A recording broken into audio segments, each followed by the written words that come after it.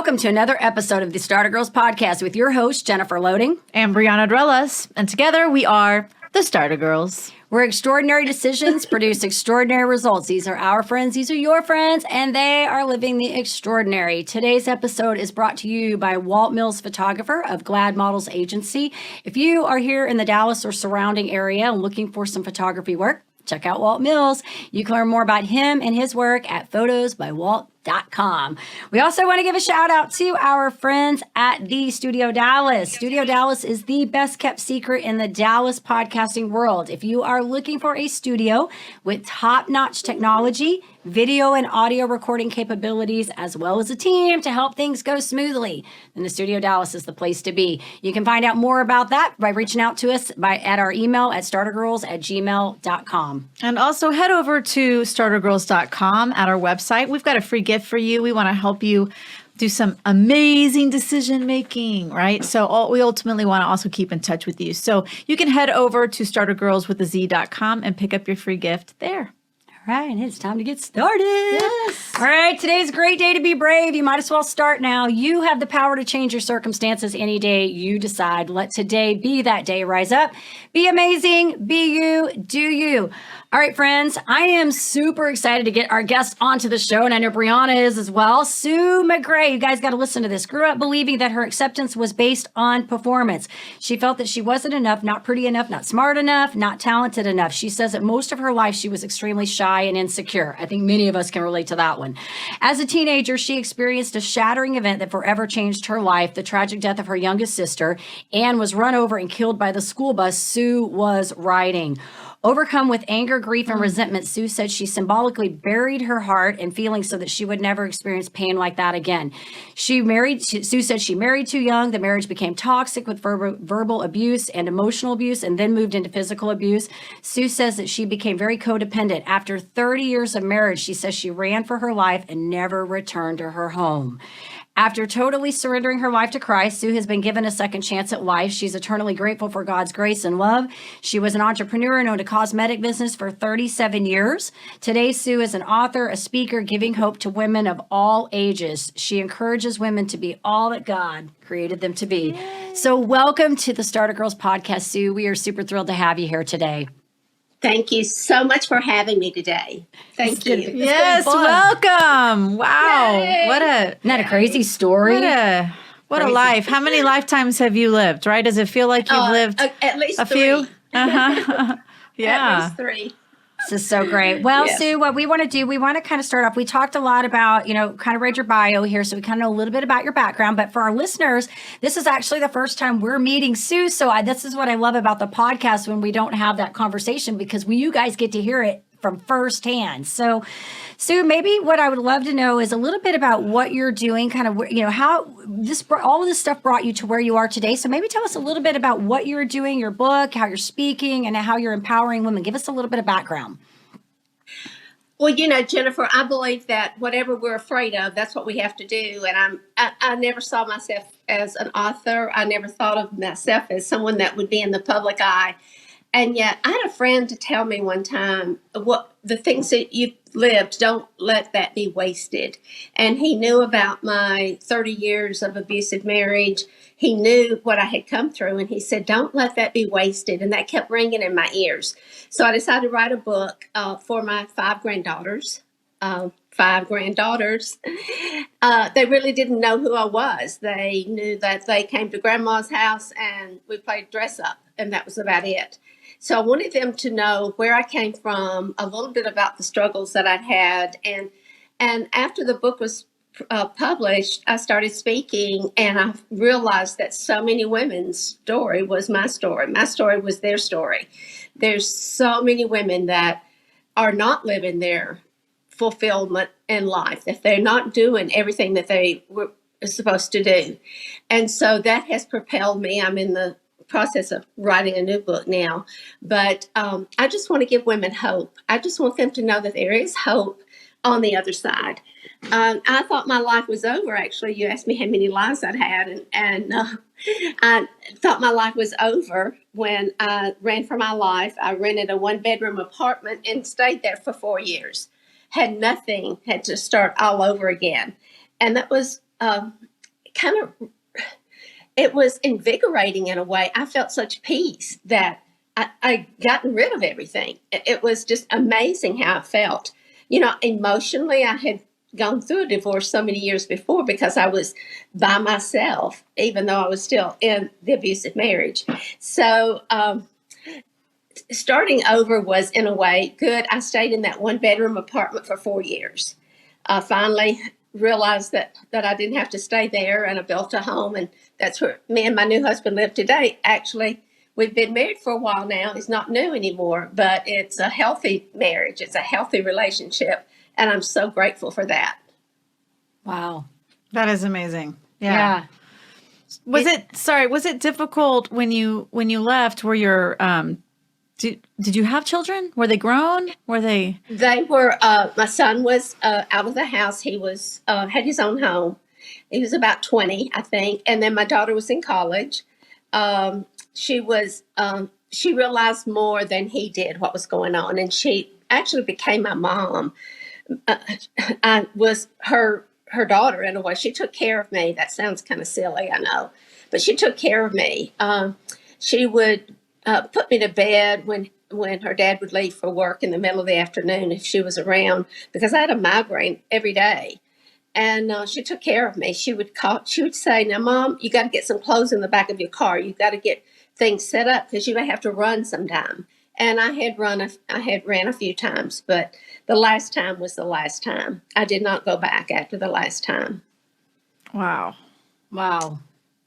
Well, and it's so interesting because I feel like, when you were talking earlier about having that peace when you moved into that apartment, and I think sometimes when you hit that rock bottom, I haven't been in that particular situation, but I think we've all had certain situations in our life where we feel like we've hit that rock bottom, and sometimes just getting to that very bottom and then making that step in a different direction lets you see the light that you can move back up. And so it's almost like, those bricks come off your back and you have that freedom to say, okay, now I've hit the bottom. Now the only place to go is up, That's so true, Jennifer. I would sleep I would go to work and work a half a day.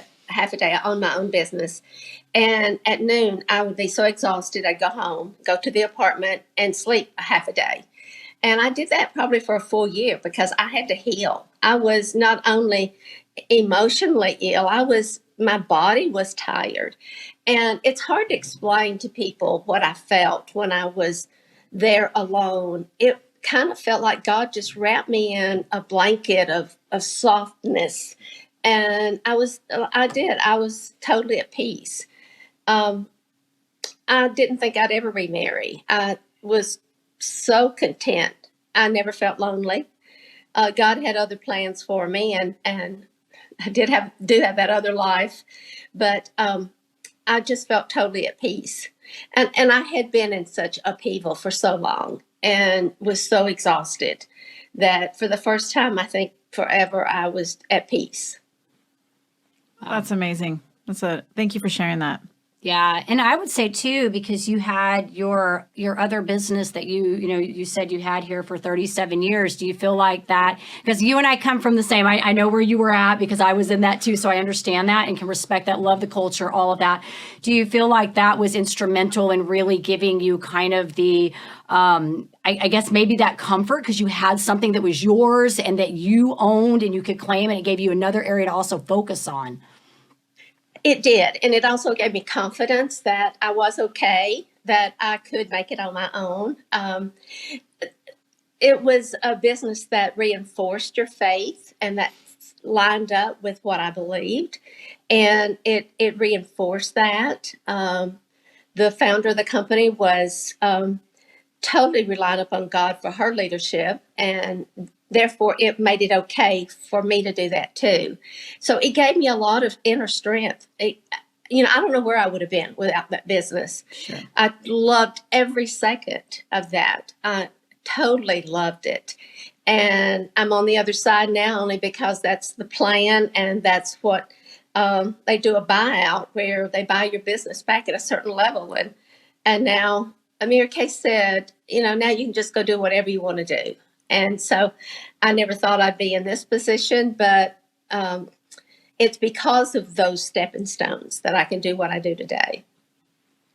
It's amazing. I love it. You're giving me is chills. amazing. Yes, it is amazing. It's the process and the journey, of hitting that bottom It is. and really building yourself back up. And it's so neat. I love to see these stories where people hit that spot where they go, enough is enough. And whatever that is in their life, enough is enough. And they change the trajectory of their life. And it's just that one decision that they make that just travels them down another road. And then their whole life is completely different after that.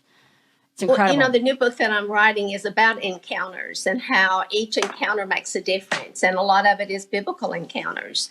But it is, meeting one person, the friend that I have who said, don't let what you've lived be wasted, also introduced me and my husband today. God used him and that encounter for a whole new life, a whole new relationship, and a healthy marriage.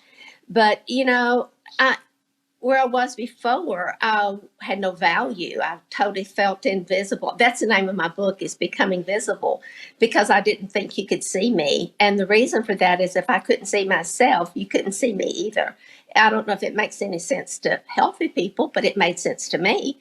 And so I just want to encourage other people to do what you're afraid to do. Whatever it is that you're afraid to do, just do it. And because, we're afraid of everything. We first are afraid, and then we do it, and then we gain the confidence, and then we take the next step, and we're afraid of the next step. And, technology has not been easy for me. And, it's great when it works, and then when it doesn't, it doesn't. And that's always fearful. Like, oh my goodness, am I going to totally mess up on this? So we just have to do what we're afraid to do. I agree. There's so many points there. I was thinking the word that was coming to mind, though, Sue, is delegation. When you don't know what to do, you delegate. Yeah. Right? It's something we learn. Like, I don't know technology either. That is not my gift. It's an on-off button. If we have to go beyond that, I need help. Yeah, no, Right? for sure. Right? I think I just kind of want to go back a little bit. I think that something that's interesting too is the burden that mothers feel when they have children to stay in marriages that are abusive or tough, right? Did you feel that? I mean, I know you weren't healthy in a way because of the lack of health inside that relationship, but was there a part of you also that was sticking around because of the kids? Like, I just hear that so often, and I know that was probably a thing for my parents, before they got divorced. Like, I always feel like, well, we stayed together for the kids. Like, and I hear that all the time, and every marriage goes through things.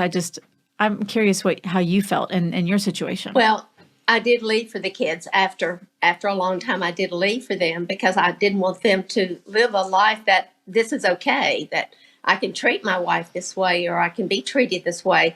But before that, I was brought up in a home, a Christian home, but we get life's commands, and sometimes they're not even good commands, but we get them. Whether I was taught, you don't divorce. Whatever it is, you just don't divorce. And of course, we know that's wonderful. You just don't divorce. But when it becomes toxic, you have to look at it again. And so not ever having that freedom, I thought if I could live long enough in the marriage until my parents were gone, then I would be free to have a different kind of life. But as it turned out, they became supportive when he called them and told them that he was going to kill me.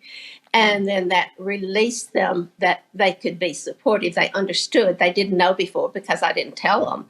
You can't tell your parents that things are bad because then they won't ever treat him the same. So I had to protect him.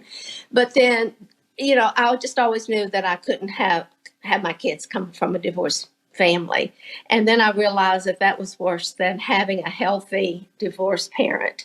So they were both supportive. They were older, and they have been wonderful. They don't have a relationship with their dad, and I regret that. I wish I could fix it, but I can't. There's just some things you can't change, but they're adults. They have children of their own. And, they're very supportive, and they have a new dad now. They have a stepdad, which they call dad because he's the only one that's in the picture. And they see it modeled what a healthy marriage is about, a healthy home. And so I'm grateful for that. But yeah, I stayed because of the kids, and then I left because of the kids. Yeah. Well, you're remarkable, Sue. I love it. I love it. Well, I want Thank to you. switch gears a little bit on you, and this is all going to be tied together. But I want to talk real quick a little bit about mindset, because obviously, you had a business. And here's the thing. I mean, I'm thinking about all of this. You stayed in a marriage for 30 years, which is success. You had a business for 37 years. So obviously, you understand about tenacity and persistence and grit and sticking things out and not giving up. So what I want to talk to you about is the mindset behind this, because this is my favorite thing to talk about. It's what I love talking to people about. So when you're going after anything, tackling anything, the book, anything that you've done, your business, any piece of this, what does that headspace look like for you, that mindset? Well, the headspace has to be that you have to see the final result. You have to see it. Nobody else can see it. You have to see it. It's what you truly believe in. I wanted to become a national sales director within my company, and it looked impossible because my time was running out with my age, and things didn't look like it was ever going to come together. But I could see it. I knew it would happen. It had to happen. I had that. And that got me up every day. I mean, that kept me motivated. That kept me going. And there's things that knock you down all the time, but you just have to get up one more time. When you're knocked down, just get up one more time. And then in writing the book, oh my goodness, that was huge for me, because I didn't think that would be for me. But having gone through the process of writing the book, it was great therapy for me, because I had to acknowledge some things. I had to look at losing my sister, feeling like I would never feel again. I had to go through the process of unraveling all of that. And if nothing ever came of the book, if nobody ever read the book, it was great therapy for me. I recommend people do that. Some people journal and write everything out. Well, if you've done that, you've probably got a good book there. But for me, to get it down in print and to say, this was my life, this is my story, and warts, scars, and all, it's my story. And I think that builds on top of each other. And when you want something, I didn't know in the beginning that I wanted anything. I just was kind of coasting along, but it gives purpose to life when you have something out there that you're striving for. And you know what? If you don't reach what you're really striving for, you become more of what you would have been if you hadn't have gone through that process. So good. That's right. That was good. I love it. Amelia Antonetti was on our show back in the fall, and she's a human behaviorist, phenomenal lady. And she came on and she said, I don't know the exact words, but her message was that we are meant to thrive. Like, we are meant to thrive in life. And that's the thing. Like you were pointing out, just the whole idea of, if we're not working on something, like she declared it. Did you hear? Like, she declared it in her mind. It was like, I'm going to try to do this. I have to do this. I got to get it done, right? Because there's a difference in that language. But you're right. I think in that when we're not doing things, we just become of what is there, that status quo. And it's like, we've talked about this. Boring. Just boring. We need to thrive, right? We need to be doing things. And we really only believe what we tell ourselves. Other people can tell us things all day long, but we only really believe it when I made a tape recording back when there was cassette tapes, for heaven's sake, about what I wanted. I wrote it out, my affirmations. I wrote out where I wanted to go and set it up. I had to convince myself that there was enough value in myself that I could do these things. And there were times the resistance was so difficult because that old negative self-talk, is always there saying, who do you think you are? Why do you think you can do this? I'm reminded of a book, ladies, that's by Shad Hamstetter. He wrote a book named What to Say When You Talk to Yourself. and you don't even have to read the book to know what it's about. But what we say to ourselves is everything. And if you're saying to yourself, whatever it is, I'm too old and dried up to do anything. I'm too beyond help. I've had such bad life. Or there's always a way to get through that if you really want to. Right? Absolutely. I'm shy and insecure. That used to be mine. Can you believe that? Imagine that. Jennifer, I can't believe you were shy and insecure. I was. I did a live on this the other day on limiting beliefs, that whole thing, because I talk a lot about that, the things that we have in our head and just really navigating around those. Now I do the, oh my gosh, I'm talking too much. It's like the opposite. But I did take, and Brianna knows this, and Chris has heard me say this in college. I did a public speaking course, and we had to do an impromptu speech. And I still remember this day going up and having this conversation. And I came back to my chair and I hurried up and I sat down and I was like, I will never talk in front of people ever again, ever. That's so funny. Isn't that funny? Yeah. Cracks me up. Absolutely. And that's one of the greatest fears of all. If you listed people's fears, public speaking is one of the very top. Yeah. Yeah. It really is. Well, I think that with everything that you've been through and overcome, it just makes sense that you are doing now what you're doing with women and with your speaking. So can you tell us a little bit about opportunities that you have to speak with groups, or certain groups you speak to, or, even will you be speaking some more in the next couple of years? Can people find you? Can they come see you speak? With last year on lockdown, pretty much we're kind of starting over. I do have some things, but I don't have them right here in front of me, or so I can show you. One of the things that groups that I work with is a domestic violence, local group of domestic violence group. It's called Morning Star. And I speak there sometimes, but it's just been there for women who are where you were and trying to help them take the next step. I do some women's conferences, and mainly women.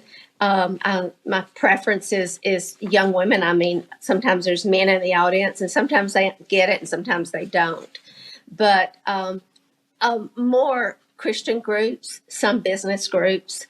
I still do some for my cosmetic business friends and groups that in the career that I came from. Pretty much, I'll go anywhere, anytime people ask me. But I love to address young women, and so many times you can just tell that they are in crisis. Sometimes you'll just see them, tears rolling down their face, where they are at the same place that you're talking about, and you're bringing up these things that they don't even want to face. The thing that made me start turning was a book by Melanie Beatty, Codependency No More. And because I just thought I was all messed up, and I realized from reading that my disease, and it was a disease, had a name, and other people have it and have had it. And if there's a name to it, then you could get a cure for it. And so I started going to a codependency group, and I'm way off subject from what you asked me about. But learning where I was, and it was in my face that I was, when you live in a toxic situation, you become toxic.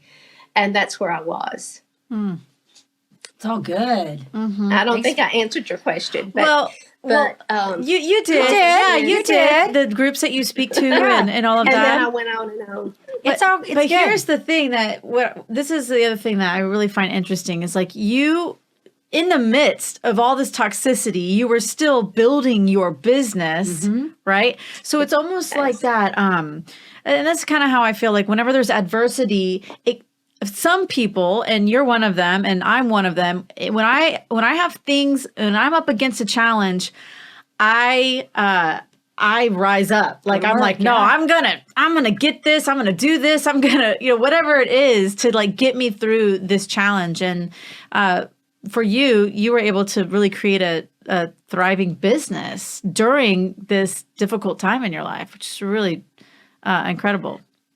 Well, it was such a bright spot for me. It was a positive environment that drew me to it. But in looking back, I realize now that the marriage probably would not have fallen apart if I had not grown, if I had not branched out and done new things, if I'd stayed dumb and barefoot, if you will. And, how sad that would have been if I had not had something where I could grow and pour into other people. And by doing that, every time I had a group of ladies to train and to encourage, it was giving me something. The people that I worked with had no idea what was going on behind my door at home, but I had to shake it off and go out there and be something for them. And in doing that, it became a bigger and bigger threat for him. He couldn't handle it and told me I had to stop. I had to quit my business. And you know what I said I would if he'd go to counseling with me? And he wouldn't do it. So I realized I was going to be on my own, and I might as well not be poor in the process. So there you go. Baby. Yeah. Good for you. I was watching a video the other day with Simon Sinek, and he was talking about that whenever you're in crisis, go serve other people, help other people. So this is so good you're talking about that. But I was also thinking about something you said earlier too, the idea when you brought up the business and having that in building, we learned that about crisis, and it's funny because I still carry that, like I always tell people, because when people go into crisis, they stop working, right? So now you're broken, you have a crisis. Now you have no money and you're in the middle of the crisis, right? At least if you have money, you're making money, you can navigate. And not only that, Sue and I know negativity, our activity kills negativity. So I think we all share that same kind of mindset that when you're in the middle of something, the best way to get through it is go to work, like get busy, get active, make something happen and serve other people. And it may make somebody around you uncomfortable, but they're going to be uncomfortable and you're just going to be worse off. So 100%. So many remarkable things in this one. I love it. Sue, thank you for sharing. Thank you so much, Sue. Thank you. We've really enjoyed having you today. Yeah, I feel like let's ask. you. We got a couple fun questions we need to ask you real quick before we wrap this up because I want to lighten it up a little bit here. So you talked about so many. I'm going to do a book question. Oh, good. So I know you talked about a couple books here. So what are you reading right now? What's your favorite book, or what are you reading right now? I'm reading a book from a friend that the title of it is I Was Adopted Twice, about her life's journey. Wow. And actually I have several books going on, but that's kind of what I'm trying to finish right now is her life's journey about being adopted twice. She was adopted as a baby and then she was adopted into Christ later. I love it. Isn't that funny how her people, story. Sorry, isn't that funny how people talk about like they're reading multiple books? Like they'll have like a few of them going at one time. Like we're overachiever readers. I know. I'm like, I needed to like finish one, like the one that I've been trying to finish for a year now. You're so funny. I get a couple of them going. I actually bought some audiobooks this month because I'm like, I love listening to podcasts. I love putting in my earbuds. I walk in the morning. I run in the morning. I'm like, I'm gonna try this out. You talk on the phone running. Yeah, I do. I do. She's like, I need to walk. I'm talking. I'm breathing. I'm breathing. Totally. Okay, so you're in Nashville, Sue. So I'm a music person, and I would love to know, will you be seeing some live shows or live performances in Nashville anytime soon? Do you like to listen to music? Well, I don't do so much of that, and we've not done, things are just opening up now. So there's so much that goes on here. Any given time you could find great shows. Nashville's a great place. Yeah. It is. I've been there a couple times. You guys will have to come visit. Yeah. I have 2 extra bedrooms. You could stay here. Boom. Done. Sounds fun. We're Sounds in. fun. Awesome. Well, Sue, if our listeners wanted to come find you, where do we send them? Well, SusieMcGray.com is my website. They can find my book there, and I can autograph it for them. If they go to Amazon, it's on Amazon. I'm on Facebook as Sue McGray or Susie McGray. I have 2. So Susie McGray. But I'd love to get an email from them, Susie@SusieMcGray.com. And awesome. Jennifer, you even know what the Z means. Awesome. Awesome. Yeah. I do. Yes, I do. Awesome. Yeah. Very good. Great. This has been good. And thank you so much for sharing your story with us. I know that that's it takes a lot of healing to be able to move from that spot and be able to get to the place where you can share and talk about it. So thank you for taking the time to share that with us. Can I share just one more thing? I've found a new passion. I'm painting. I'm seeing a photo in the back, a picture that I painted. I'm loving oil painting, and that's a whole different world for me. But it's a great relaxing place, and it's just a whole new passion. Very good. Love That it. is so It's kind great. of for me. Yes. Good for you. Awesome. But awesome. thank you for having me on, and thank you for talking about becoming visible. Yes, absolutely. We'll make sure too when this goes out, we'll get you we'll get all the website and everything connected so that they know where Okay, to find very you. good. All that stuff. Very good. So good stuff. Do you have anything you want to add to that? Thank you so much for being here. We appreciate your time and your Thank you, energy. Brianna. You're amazing. Yes. Thank you. You're much just so terrific. Yes. So much fun. Thank you for being here. Thank you for having me. All right. We do want to say, of course, to our listeners, if you enjoy our show, please be sure you give us a rating both on iTunes and Facebook and hit that subscribe button on the YouTube channel. And also head over to our website at startergirls.com and pick up your free gift. We'd love to keep in touch. That's right. All right. And I think it's time to wrap it up here. We're going to leave you guys with a couple final thoughts. The place of true healing is a fierce place. It's a giant place. It's a place of monstrous beauty and endless dark and glimmering light. And you have to work really, really, really hard to get there. But you can do it. And that's by Cheryl Strayed. And with that, in order to have success, you must start. And every start begins with a decision. All right, you guys take care, be safe, and be kind to one another. We will see you next time.